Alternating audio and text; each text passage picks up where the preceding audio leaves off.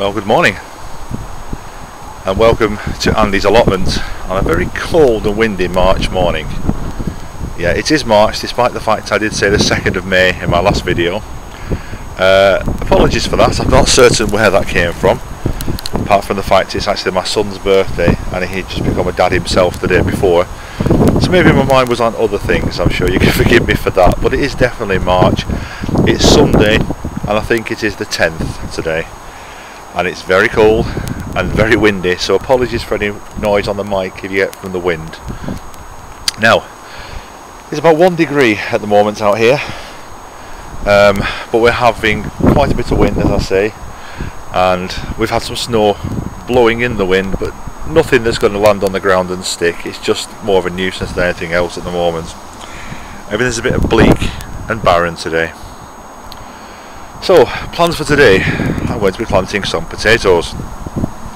This bed here is going to have some potatoes in it, and the bed at the back, which at the moment is merely got a layer of manure over cardboard, is going to have potatoes in buckets put on it. I'm going to compare and contrast between the two, because they're both in pretty much the same location on the plot.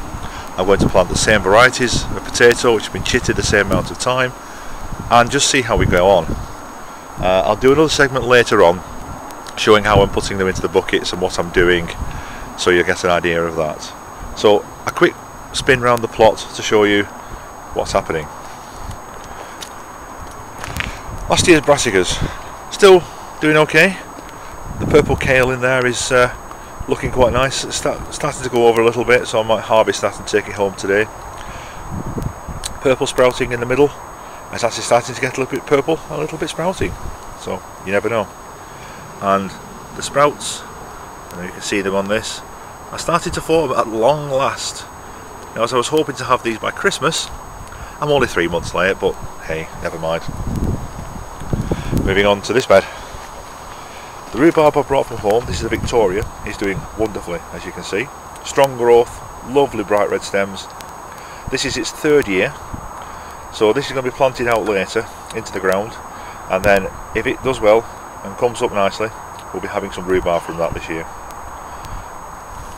This rhubarb is doing quite nicely as well. This was given to us as a 1-year plant last year by Diane, as was the little one there that's not doing quite as well. But these, if they come up strongly this year, we might be able to get 1 or 2 pieces off, but nothing more, because you don't really harvest your rhubarb until the 3rd year onwards. Leave it until then. In the rest of this bed, some leaf beet or perpetual spinach or whatever you want to call it, doing quite well, survived the winter. I've had crop off it this year. Looks like something else is having a crop off it, probably the pigeons, and a few onions in the back which are overwintered. They were eaten to bits last year by the slugs, etc., so I'm not certain whether or not we'll get anything from them. Now, in this one here, these plants you see at the front of the netting are kohlrabi. They were put in last year and didn't do very much because they were really too late when they went in, but they seem to be doing extremely well now. I'm hoping that we'll have some nice kohlrabi by end of spring. Cabbages doing really well, apart from one in the middle that really hasn't hearted up, well, on the edge there now. All the rest are doing well, and they are very, very nice cabbages. There's another one there that's not really hearting up properly. There's a bit in the middle, maybe it might come, don't know. Now, on the lasagna bed, the cabbages that were pigeoned before have actually seemed to recover now. The hearts on these do seem to be bigger and better than the ones in the traditionally dug bed. Whether that's just me thinking that way or not, I don't know. But it does seem to be very good. Moving on. Fruit bushes that were planted, black currants, raspberries, gooseberries, red currants and blackberries.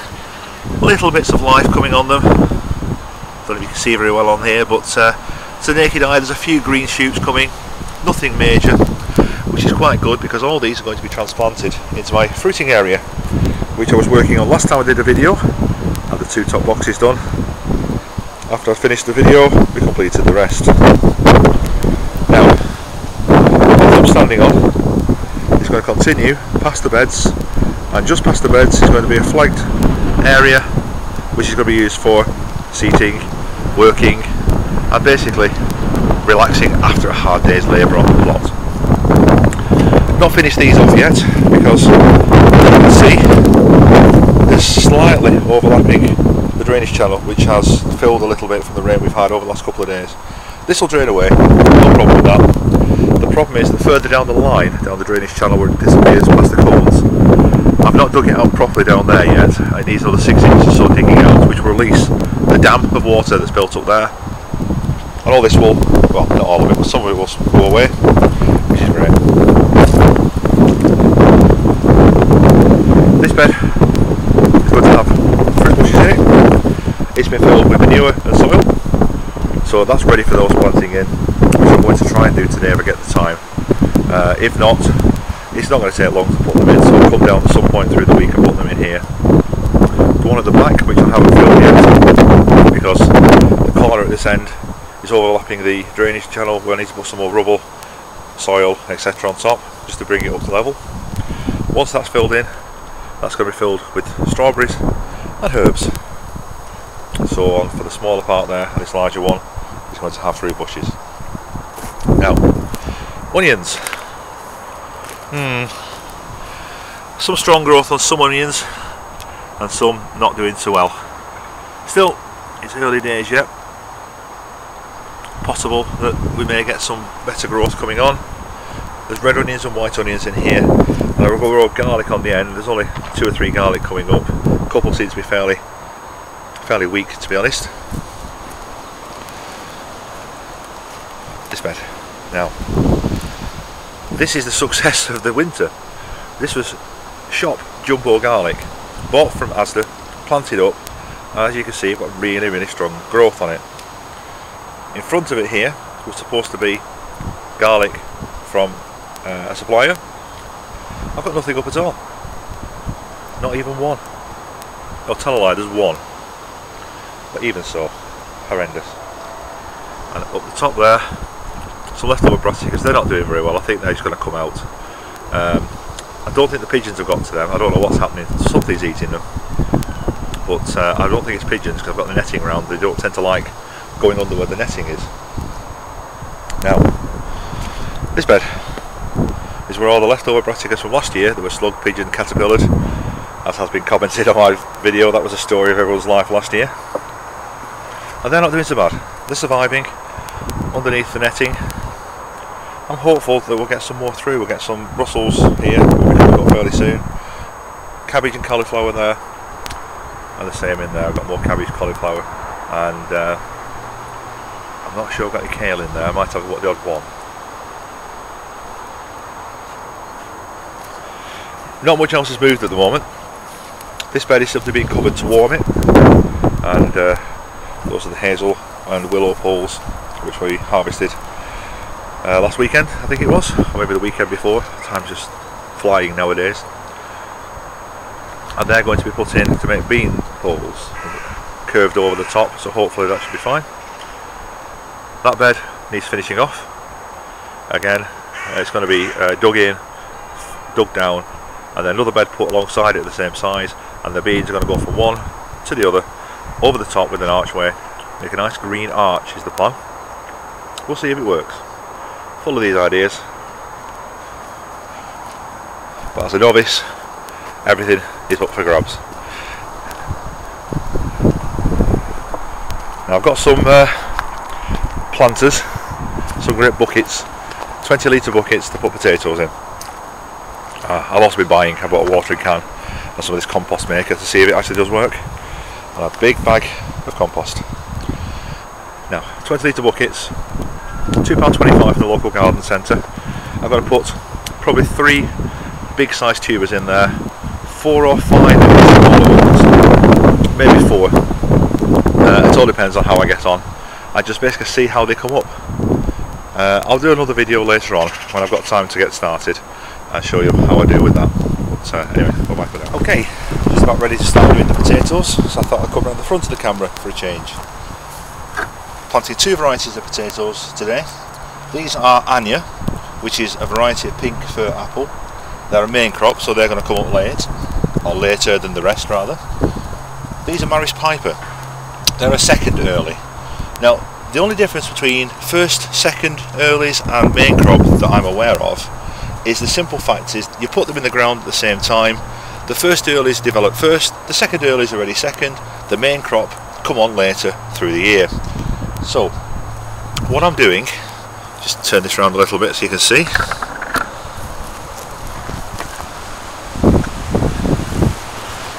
I've got 20 litre buckets, which I'm filling with about 5 double handfuls of multi-purpose compost.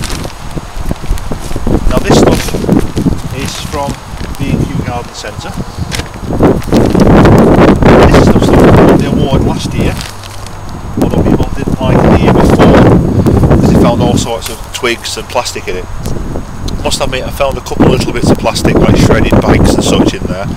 Nothing that's going to make a difference, and it actually looks quite nice. You can see that the compost is quite loose, no big bits.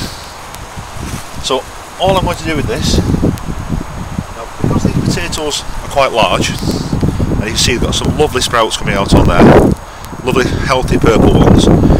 Now what you want with the sprouts is to have sprouts which are short, maybe up to 1 inch long, but full of colour. You don't want the white spindly ones that you get from the stuff you find in the back of your supermarket bags that you've left in the back of the drawer for weeks, because they're horrible. They're just so weak and brittle and spindly, they're not going to do anything.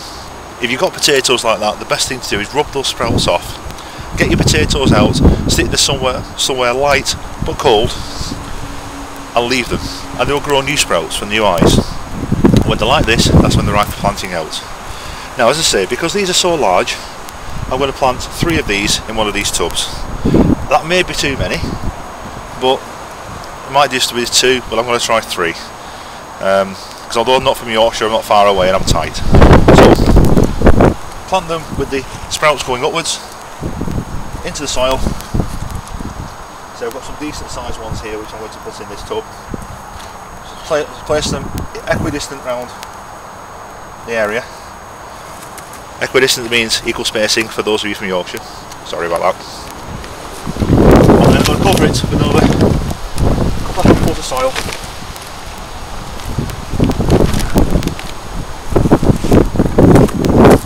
And that's ready. I'm going to put that out onto the bed on the far side of the allotment, and then, oops, got my tripod over near there. I'm going to put it in the bed on the far side of the allotment, like I said, water them in, and then hopefully, the Anya rather, go in exactly the same way. The difference is they're slightly smaller. So with these, I'm going to put 6 in each one. Put the biggest ones in here first of all. As you can see, the soil compost is extremely loose, so should be fine to press these in. Just wobble them in a little bit. Be careful not to knock the shoots off. If you knock the shoots off, you've wasted all your time chitting them. Now I've got absolutely loads of these. So again, a couple of handfuls of soil. Cover them over completely by about 1 inch depth.